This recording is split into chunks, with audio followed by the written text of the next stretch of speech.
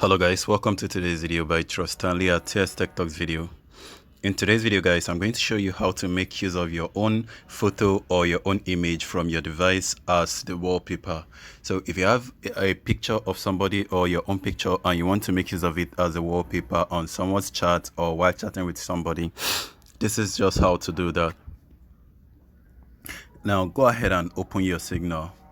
You notice anybody's chat that you want to change to a personal profile image, or let me show you guys what I mean. When you click on this image now, you can notice I used a Pac-Man image and I actually blurred it out so that I'll be able to see the chats as the wallpaper right there. So to make use of this same settings or this kind of photo on another person's chat, this is just what you do. Go to the person's chat or anybody's conversation. Now click on the person's profile name or contact name, and you can notice where it says chat wallpaper, right? Go ahead and click on the chat wallpaper.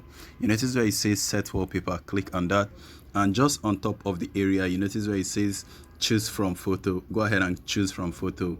Now I'm going to click on this section and choose this particular image. Now you see how this particular image displays, right? I think it's a bit too red and I might not be able to see the text conversation. So all you need to do is to click on blur the image so that it will blur out the image so that you'll be able to see clearly.